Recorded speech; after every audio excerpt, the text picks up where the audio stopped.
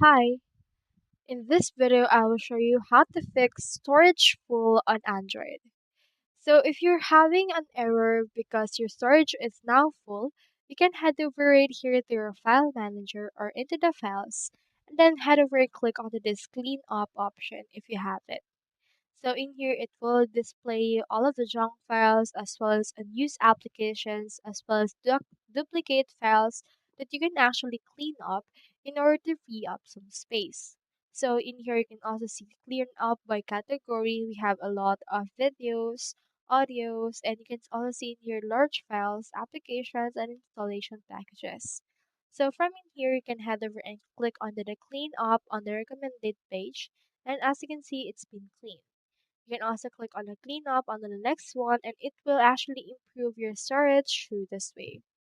So alternatively, you can also head over to your settings and head over to your storage and you can find this right here. Just click on cleanup and you can find the same window. So that's how you fix storage full on Android. Hope we helped.